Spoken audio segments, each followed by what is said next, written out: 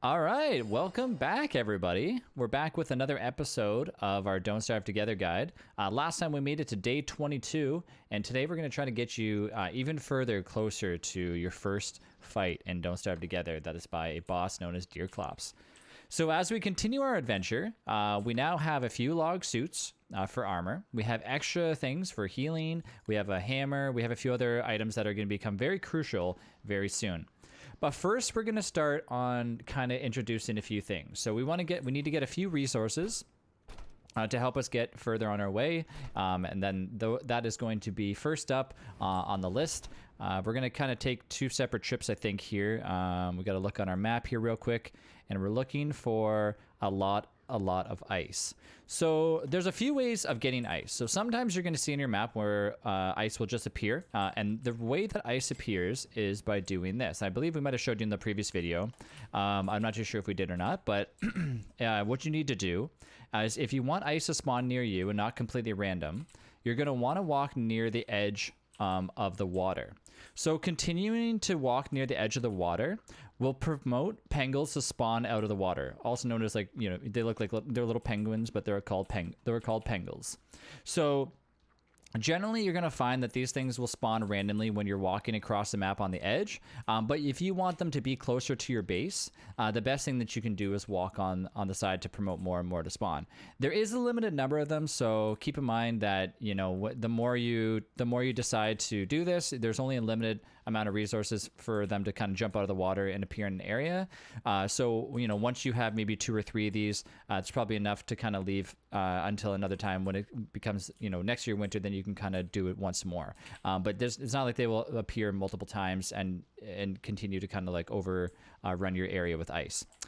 So in the morning we can kind of do that, but while it's nighttime, considering there we go. So we just got the pangolins, and the best thing to do is let the pangolins show you where to go.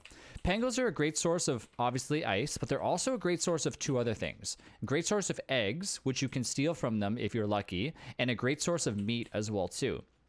But today we're only going to be using them for ice. So we managed to get it. Once again, when you begin your run, press the F4 button. I don't know if I mentioned that in a previous video or not, but pressing the F4 button will trigger what is called auto pickup. So if you enjoy having auto pickup in the game, that way your character decides to, you know, grab the items after they drop, you can use that as well too. But if you're using certain mods, you know, you might not be able to use that as well. Now, if you're playing Wilson, like I am, your beard is now fully grown, so it's good to keep this through the rest of the winter. And then when we get around to springtime, when we're kind of a few days after spring, we'll kind of decide what to do with it there. So if you're obviously near berry bushes that need to be picking, you can grab them as well too. But I always encourage to leave carrots and extra berries alone unless you absolutely need them for food, because we have ice, and ice completely replaces berries. So once again, we're going to be talking about easy recipes, and in order to get yourself through winter, easiest recipe once again is the meatballs. And if you guys forgot the recipe, it's 1 monster meat and 3 pieces of ice. But today we're going to be keeping the ice for a total different reason, and we're going to be working towards an item that is going to protect our base from fires come summertime. Not something that you necessarily have to worry about this second, but sooner or later you're going to need to get it up. So I would think that the best time to do so and show you guys it is during winter, when we have a little bit of downtime. During the days in winter, you're going to find the nights become very, very long and almost boring, to the point where you're basically going back to your base, working in your base, collecting resources, and just kind of preparing yourself for the Deerclops, which is kind of what winter is all about. And Don't Starve Together, it's about going around, getting resources, then coming back when you need to either fight a boss or you need to venture off a little bit further. And that's why thermal stones are so useful, because without a thermal stone, you're not going to be able to venture too far. So you're always going to want to make sure that you have one. And so once again, we made ourselves a few. I normally play with a mod called no thermal stone durability, but for the sake of not using mods right now, just make sure that you always have enough resources left over. 1 thermal stone should last you the entire winter, and you might have to make another one after that as well too. But because we're at our base, we're going to do a few things real quick. We have a little bit left of our darkness, and we have 7 days until the Deerclops shows up. Deerclops will show up on day 30 unless you have a very lucky world where it shows up on day 31. There is a rare occurrence that a Deerclops will miss the season and not actually spawn, but that is a very rare occurrence, and that usually generally only happens if you have a series of mods installed and Don't Starve Together. So I'm going to do a few things here real fast. We're going to look to see if we have any gold and see if we have any gold available. And we do not. So we don't have any gold. So unfortunately, we're going to have to hold out on one of the things that I wanted to show you, which was the Flingomatic. For that, we definitely need to have gold available. So we're going to hold out on that until further notice, because all of our gold is all the way on the bottom right corner. But there's also a few other things in the bottom right corner that we want to show as well too. So in the morning, as soon as it gets nice out in daytime, we're going to go and chop down a few more trees and get our area ready, which if you remember correctly from last stream, we were making our area for the Deerclops. So we made it over in the far left corner away from our base, so that way when the Deerclop shows up, we are able to fight it. That's not at our base, so it doesn't destroy everything we've worked so hard for. So with our thermal stone at full capacity, we're gonna go ahead and we're gonna chop a bunch of trees. Now, because it's winter, you might have what just happened to me, where you're chopping a tree and all of a sudden, out of nowhere, it randomly just disappears like that. That's just because the tree is going through a cycle of wilting. So with the Show Me mod enabled, when the tree fully grows, it goes back to its twig form, which you can kind of tell that you didn't get any resources from. The only thing you can get it from is from digging at the stumps. So obviously if that happens to you, it's just a normal part of the cycle of the trees and Don't Starve Together. So we're going to get ourselves a lot of logs. We're also going to get ourselves a lot of pine cones, and we're going to start collecting the pine cones as well too. So we got ice, we're cutting down, we're getting logs, and then we're going to get 2 ingredients that are really going to help us, and that's going to be on our way over to a special area on the map that I kind of went over when the game first started, and that's to get ourselves some cactus. Now, I don't know if I went over it too many times, but in sanity, making sure that your sanity levels are really high when you're fighting the Deerclops is extremely important and cannot be stressed enough. You're going to find yourself in a predicament if you're fighting the Deerclops and you're noticing that your sanity is starting to go really low, because you're going to start to be attacked by other creatures as well too, which if you've already gone insane once following these guides, you already know that there's something called the shadow creatures. Now, the shadow creatures come in 2 forms. There's a regular shadow creature, and then there's a Terrorbeak, and Terrorbeaks are a lot faster and a lot harder to avoid. So when you're fighting the Deerclops, you're going to want to make sure you have a little bit of sanity, and the best thing for that is definitely getting yourself some cactus and keeping that in your inventory until you need to use it. So we don't really need too many log suits, but I'm going to kind of overdo it a little bit because I think that for you guys, it would be wise to get as much logs as you can. So we'll spend an entire day on 23 just chopping, and then come nighttime, we can sort through and you know, use our grass accordingly. Now, wintertime is very bad for grass. You're going to notice that there's not that much available, obviously. Twigs will still grow in winter, but it's not as abundant, obviously. So we have our twigs here. They're all good, but unfortunately, our grass tufts were not planted in time and not able to grow in time either. So we have our logs, which we're going to combine with the rest of our logs now. We have almost 3 full stacks. We still have our extra logs that we're always keeping on us, and we have our pine cones. So now that we have our pine cones, we'll wait until later on to plant them, and I'll show you why as well too. But we have our logs. We have extra logs just in case we need even more. And we're going to leave these here for now. Next thing we're going to go do is we're going to go get ourselves what we need from the D-Fly Desert. Now, I think it'd probably be a good idea if we just hold off a few seconds and warm up our thermal stones one last time before they decide to break.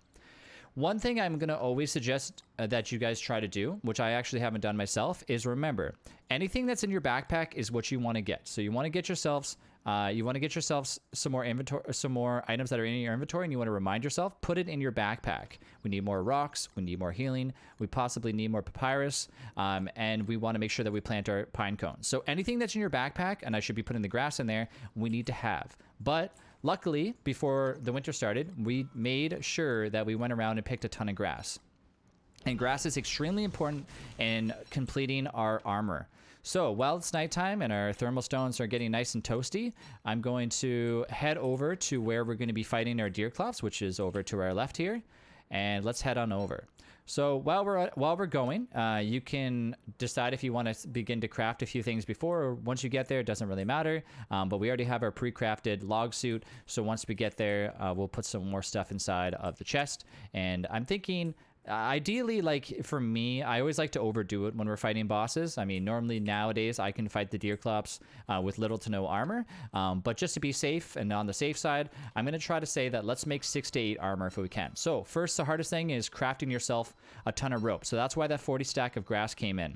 If you don't want to do this, if you think, well, I don't have enough grass for this, or if you're playing a different character altogether, just be somewhat limited with your grass, because you're going to want to make sure that you keep some left over, and you don't want to make sure that you don't use them all at the same time. So we still have 16 grass, plus we have the 40 that's there, and we have the 5 suits, plus we have the extra suit that's in our inventory. I think that's more than enough. But just to be certain, because you never know, I'm going to leave a little bit of logs here, and I'm going to make some more just in case. So rather than actually making these, I'm going to leave a little bit of logs, and I'm going to leave a little bit of rope. Now, there's a reason why I'm doing that. I don't want to pre-craft the log suits just yet, because if I do craft the wood suit or the log suit, and for example, the Deerclops comes over and smashes up my little area that I made over here, I'm going to need to create myself another fire pit. And as I said before, always pre-crafting things is your best friend. So just as I reminded myself that, let's go ahead and do that. I'm going to pre-craft myself a campfire, which is a basic campfire. And when I get enough rocks, I'm going to remind myself to pre-craft a entire fire pit itself as well too. So that's why it's always good to, rather than just craft like crazy, maybe leave yourself a little bit of resources there just in case you need it. Okay, so we're back at home. Our meatballs are nice and cooked, thanks to Kiri. And we're gonna once again use the rest of the grass that we have. Now, we don't want to take all of them because we always want to leave ourselves with an emergency amount, but we have enough. We have a decent amount of twigs that we could probably fill as well too. And now we're on to day 24. Time is kind of working against us at this point. Before we know it, it's going to be day 30. So let's spend a little bit extra time tomorrow and make sure that we wander over to where we need to go. Our thermal stone is really bad right now. We really need to get some rocks. So in the morning, we'll head over, and we're looking to see if there's any portals maybe close by that might be able to bring us there. Because on our map, we notice, once again, if we're using our wormhole marker mod, that there's a blue portal here. Blue portal, so if you go here, it goes to here. The pink portal travels over to here, and the red portal travels over to here. But there's one portal, if you see, that leads right here. So if we go through that portal, we can end up right at the D-Fly, like the D-Fly desert, which is exactly where we want to be. So let's look on the map to see if we found any that are close by before we run all the way over there. And let's look around to see if we can notice it. Unfortunately, we're not finding it, so we might actually have to walk all the way over. But keep in mind, we're only looking for rocks, and we're only looking for cactus, but we're also going to be looking for a new, not necessarily a boss, but a character that is going to come very known with this guide, because we might need his little special thing that he drops. So we'll talk about that when the time comes. But I also want to make sure that we fill up our miner hat. So take your leftover, if you have any fireflies, grab it. Make sure if you have any fireflies that are around your base before the night runs out, run out there real fast and try to catch yourself some extra fireflies. You should have a few uses left in your bug net if you already didn't actually use it to the full potential.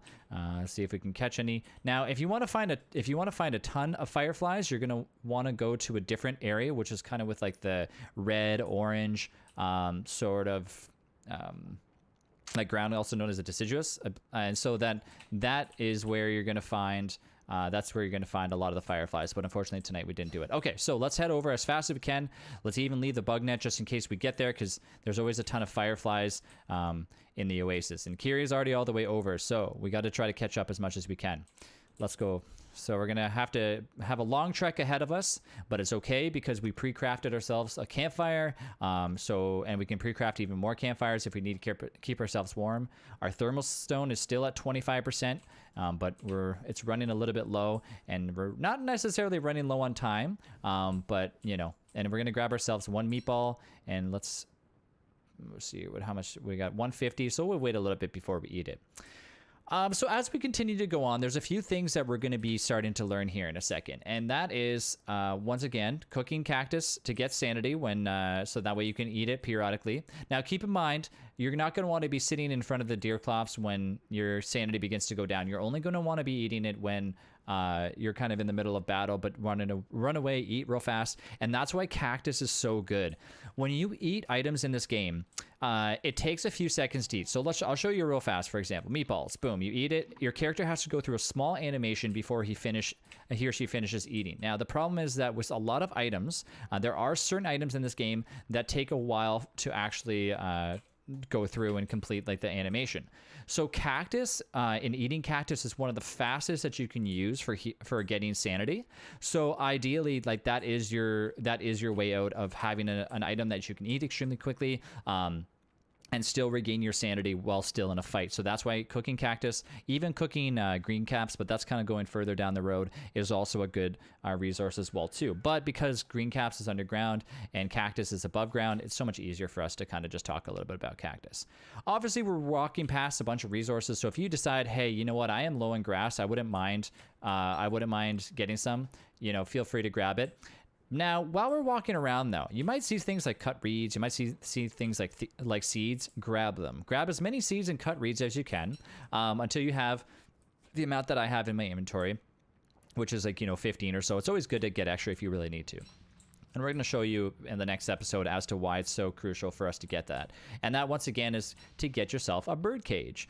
Now, the problem is, though, we do need to get some gold. We do still need to get some more resources. But getting yourself a bird cage is going to be one of the best things that we're going to get before the deer clop shows up. So ideally, don't rush around to get these things. Spend some time to just, learn the layout of the map. Try to get yourself enough resources to at least get yourself to the deer clops, and then worry about it at that time. So we're now at the Oasis once again, and we're going to grab ourselves might as well grab ourselves the straw hat, considering we're out here. Extra straw hat can help us make ourselves another miner hat if we really need to, and once again start gathering all the cactus. So you might see in an area that there's more abundance of cactus. Go over there, get yourself some stuff. If you want to grab a tumbleweed or two, you can as well too. Tumbleweeds are a great resource for getting grass, twigs, in case you run out. Obviously, we mentioned that before in the previous videos, but always focus right now, especially on cactus. Now, cactus is going to last you a very long time, and that's why it's so important that we go and we keep talking about it, because it's going to last 13 days. Now, that's 13 days before spoiling, which means that we can still cook it after and get ourselves even more days after that. So as long as you make sure that you have cactus at least the beginning of winter, it's going to last more than enough time, as long as you put it inside the fridge and don't just keep it on the ground before you decide to fight the deer clops. The only downside is, though, we do need a lot of it, so I'm going to try to get at least 10, at least just for myself. Kiri can decide if they want to, get themselves something for them as well, too. But for me, at least, I'm going to stick with just 10, because I think that's going to be more enough for when we decide to fight.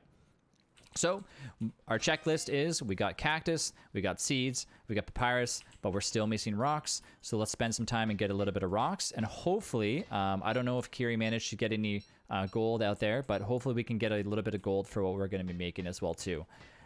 For making what we need, for example, the bird cage and making the flingomatic, we're going to need approximately 10 gold. We're going to need 4 to make the Flingo, and we're going to need a little bit more. And once again, here you go. Another perfect example. We're walking near the water, and there's the pangolins splashing out. So, while you're near the pangolins, instead of running home, get that ice if it appeared for you as well too. Bring that ice home with you, and that way you always have that extra filler just in case. Because getting ice in wintertime is super ideal, especially, like I said, always mentioning about getting that filler. So we have our rocks, which we're going to need.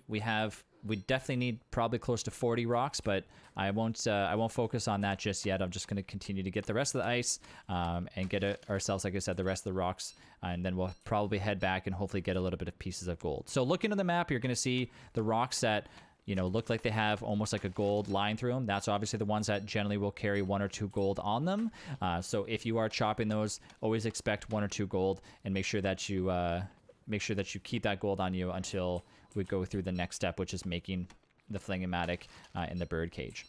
As nighttime comes in, make sure that you get yourself a miner hat. You've equipped the firefly. Hopefully you didn't wear the miner hat during during dusk, but if you did and you're running low on what you need, you're going to need to head back over to the Oasis real fast, and we're going to go there right now. But luckily, we're already beginning to get really cold. So once again, we made ourselves our handy dandy campfire. So let's set that down. Now, making a campfire over a fire pit, pretty obvious. Campfires only take three grass and 2 logs. So why make a campfire when you can make a permanent fire pit? Obviously, because resources are pretty scarce right now for all of our rocks. In the future, though, if you are in an area, for example, if you find yourself coming to the Oasis quite often and you want to make yourself a fire pit, feel free to do so, and you can just leave that there forever. But for the sake of us running back and forth, we're going to always want to make sure that we have an extra campfire on our hands. Now, I did say I wanted to make ourselves a fire pit and have that available, so let's do that before we forget. And now we're once again extremely low on rocks, but we are in obviously a great field for that, so we have a chance to get even more rocks. So heading back to the Oasis before night hits, we still have our bug net. Hopefully we can get ourselves a few fireflies just before night goes away, and we can refill our miner hat, because we're definitely going to need it, whether we think so or not. See if we can get any fireflies here. I'm not too sure if we can. Generally, they are around the Oasis, but I don't see them here, unless maybe we grabbed them earlier before and we never even noticed it. So don't see many fireflies. So that's okay. We're still going to be traveling through another area on our way back anyways. That can help us refuel our fireflies. But let's continue getting our cactus. Now, leave your backpack on, equip your log suit, especially if you're doing it at nighttime and you're gathering cactus at nighttime. You're just going to make sure that you have something on, because obviously you're going to need it, so that way you don't take a little bit of damage. Now, keep in mind, if you do end up taking damage, it's not much, but it's just something that you want to make sure that you at least have on, so to protect you. For example, with a log suit on, I'm still taking 1 HP damage, but if you don't have it on, you're going to take obviously a little bit more. So we have enough cactus, we have enough ice, we have our seeds, we have our papyrus. Let's just grab ourselves a little bit of rocks, and then we'll head back home. Unfortunately, we might end up with not as much gold as we thought we were going to get, but we'll manage to get even more gold fairly shortly when we get our trinkets. So gather the rest of the rocks. When we have 30, we'll head back home, considering our thermal stone is just about to expire. It's already at 13%. So I won't suggest going too far out, but we'll continue to get ourselves some more rocks. Go home, we'll make a few things, and then tomorrow we should be even closer to getting ready for the fight. Now, we found ourselves another boon, which is basically a dead skeleton that drops items on the ground. So we managed to find ourselves some rope, which is super useful in this case. So we want to continue to gather a little bit more rocks, because we're going to need more of it. So the reason why we need rocks right now is because we're going to be making a few things that require stone boulders, which we made before, the cut stone.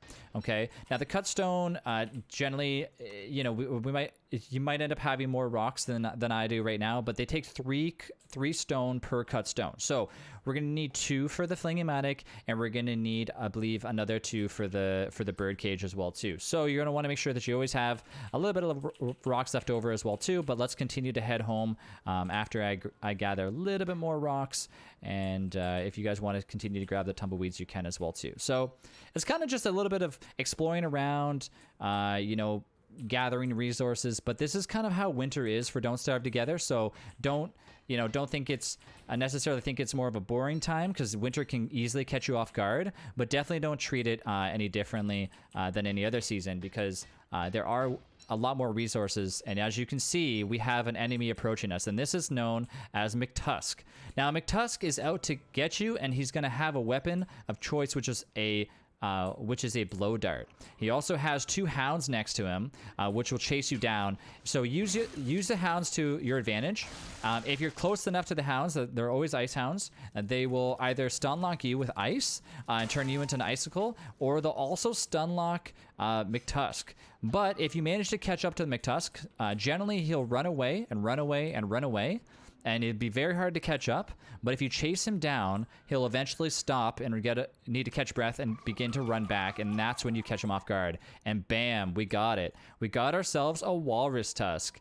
One of the best items in the game, and we're going to show you here in a second why. Now that we got it, although I am running low on light. I ran out of my thermal stone, so that's why we have what we need with us. We have our once again, we have our pickaxe, and we have rocks, and we have rope that we picked up, and now we can make ourselves a fresh new thermal stone again. So there you go. So anytime you have a 1% or a 2% or whatnot of a pickaxe, you're able to always use that, even though like it's a super low percentage, to make yourself a brand new thermal stone. Kiri, do you need a thermal stone as well too?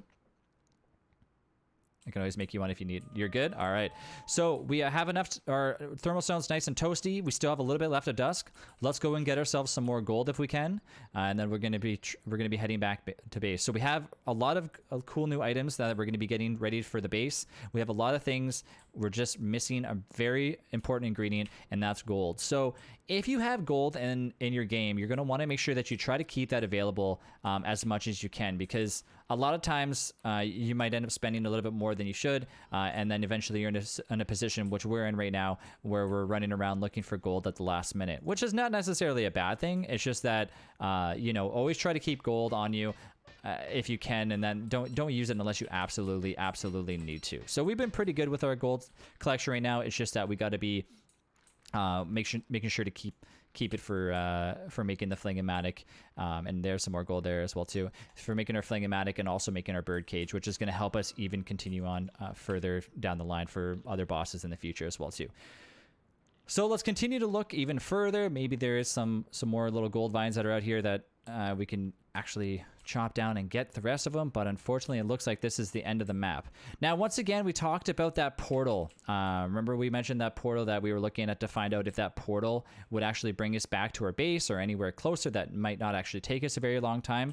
So on our way back, let's travel through it and hope that portal will bring us somewhat closer, because we're running low on light here. I still have a torch that I dropped back there, and you might actually find these little tallbird nest eggs. I don't know if we mentioned that in a previous video.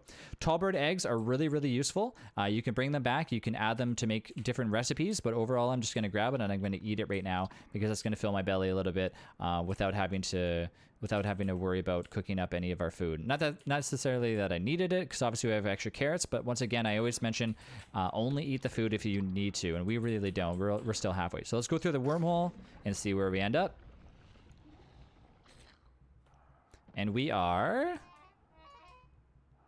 actually not that far away from our base, so that's actually not that bad of a portal. Plus, we found an uncovered area, and unfortunately, it's even darker out here as well too, because we have uncovered this area. So let's head back before we go any further, and hopefully we can find some fireflies on the way.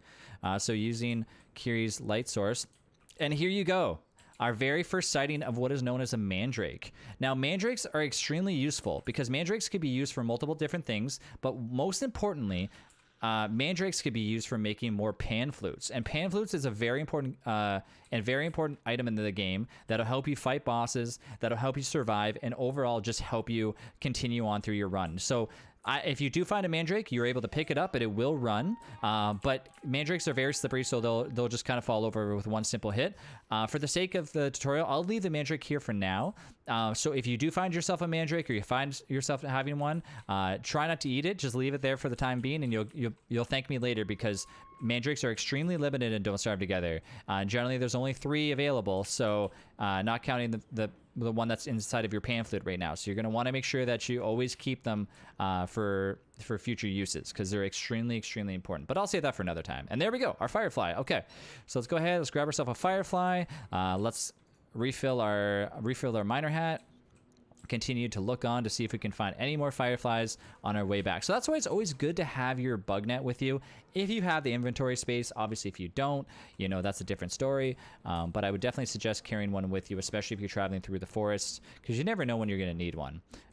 There are other routines of getting yourself ways of refilling the miner hats. So if you're looking at me like, Travis, why are you only showing this and not mentioning about the light bulbs, well, I don't want to go into the cave just yet because I want us to focus on surviving the year upstairs, and then eventually we'll go downstairs. So here we go. Here's the fireflies that we've been looking for. And you know, before you say, Trav, you're gonna eventually run out of fireflies as well too. Keep in mind that fireflies are renewable. It's just not as renewable as other things. So generally, once we get past the fireflies, we're gonna eventually get into another. We're going to eventually get into another routine of having ways to refill in our lanterns. So that's why don't necessarily worry about fireflies, and don't stress yourself out about using flowers in Don't Starve Together either. But there you go. We're already on day 26. We're halfway back to our base. So we're going to go ahead and we're going to end this tutorial here. But in our next one, we're going to go over all the things that we basically managed to grab and head back to our base, and hopefully get us ready to go for fighting the deer clops. So guys, if you guys don't get a chance to catch me on YouTube, and you're asking, you want to know a few questions about a tutorial or anything about Don't Starve Together, you guys can catch me on All Fun and Games on Twitch TV.